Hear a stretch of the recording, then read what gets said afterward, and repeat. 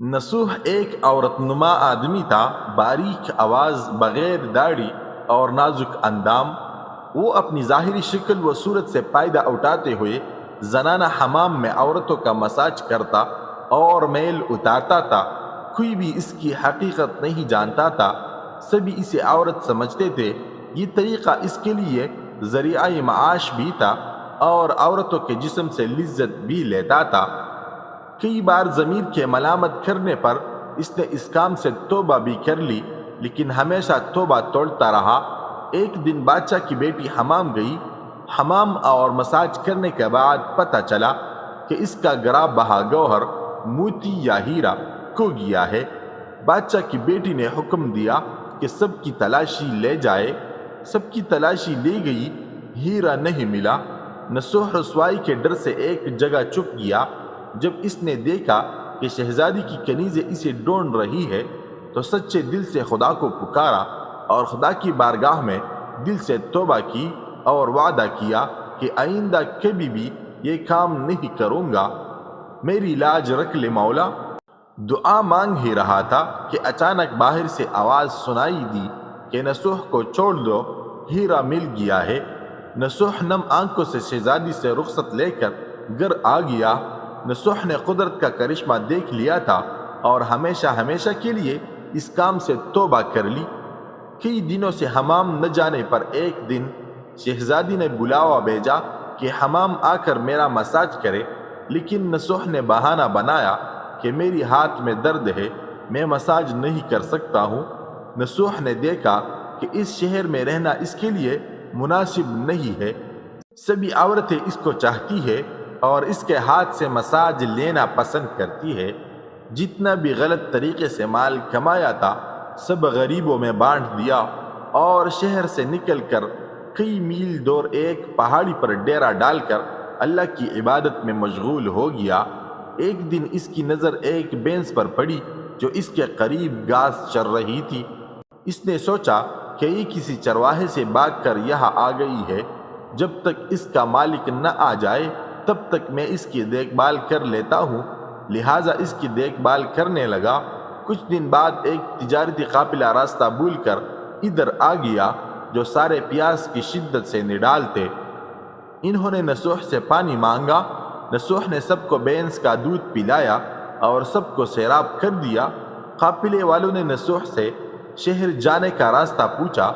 نصوح نے ان کو آسان اور نزدیکی راستہ دکھایا۔ نصوح کے اخلاق سے متاثر ہو کر تاجروں نے جاتے ہوئے اسے بہت سارا مال بطور تحفہ دیا۔ نصوح نے ان پیسوں سے وہاں کنواں کھدوایا۔ آہستہ آہستہ وہاں لوگ بسنے لگے اور عمارتیں بننے لگی۔ وہاں کے لوگ نصوح کو بڑی عزت اور احترام کی نگاہ سے دیکھتے تھے۔ رفتہ رفتہ نصوح کی نیکی کے چرچے بادشاہ تک جا پہنچے۔ بادشاہ کی دل میں نصوح سے ملنے کا اشتیاق پیدا ہوا۔ اس نے نصوح کو پیغام بھیجا کہ بادشاہ آپ سے ملنا چاہتے ہیں، مہربانی کر کے دربار تشریف لے آئے۔ جب نصوح کو بادشاہ کا پیغام ملا اس نے ملنے سے انکار کر دیا اور معذرت چاہی کہ مجھے بہت سارے کام ہیں، میں نہیں آ سکتا۔ بادشاہ کو بہت تعجب ہوا، مگر اس بے نیازی کو دیکھ کر ملنے کی طلب اور بڑھ گئی۔ بادشاہ نے کہا کہ اگر نصوح نہیں آ سکتے تو ہم خود اس کے پاس جائیں گے۔ جب بادشاہ نصوح کے علاقے میں داخل ہوا خدا کی طرف سے ملک الموت کو حکم ہوا کہ بادشاہ کی روح قبض کر لے، چونکہ بادشاہ بطور عقیدت مند نصوح کو ملنے آ رہا تھا اور رعایا بھی نصوح کی خوبیوں کی گرویدہ تھی، اس لیے نصوح کو بادشاہ کے تخت پر بٹھا دیا گیا۔ نصوح نے اپنے ملک میں عدل اور انصاف کا نظام قائم کیا۔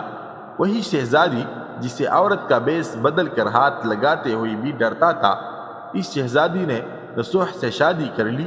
ایک دن نصوح دربار میں بیٹھا لوگوں کی داد رسی کر رہا تھا کہ ایک شخص وارد ہوا اور کہنے لگے کہ کچھ سال پہلے میری بھینس گم ہو گئی تھی، بہت ڈھونڈا مگر نہیں ملی، برائے مہربانی میری مدد فرمائے۔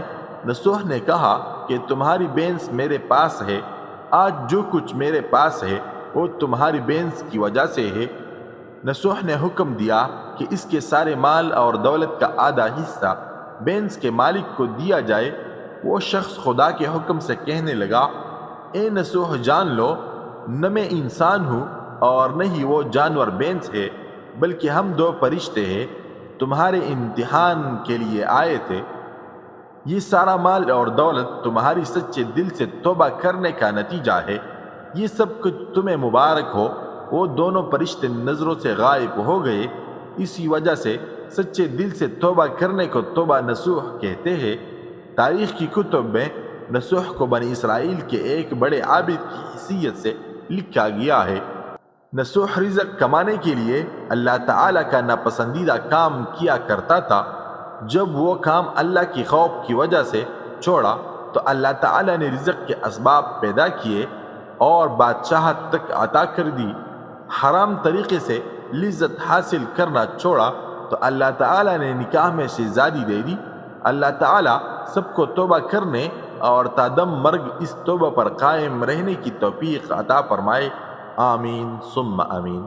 اگر تم یہ جاننا چاہتے ہو کہ اللہ تعالیٰ کے ہاتھ تمہارا مقام کیا ہے تو یہ دیکھ